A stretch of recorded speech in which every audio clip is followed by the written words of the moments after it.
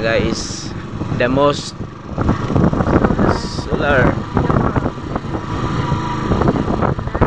largest solar in the province of Leyte, guys, province of San Isidro, Leyte.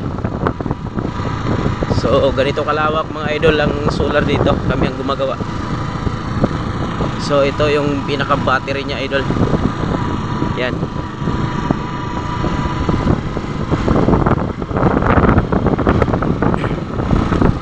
So ayan, dito lang yan sa San Isidro, Leyte mga idol.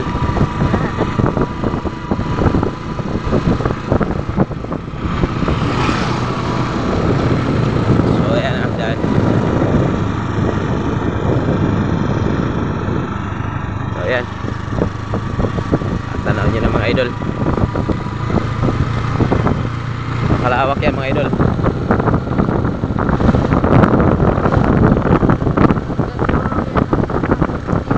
Doon sa may pinaka station meron pa yan sa likod, phase 2, hindi pa nagagawa mga idol.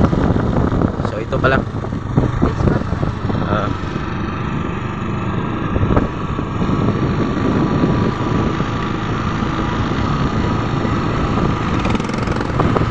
So ayan mga idol, dito na, ito na yung pinaka dulo mga idol.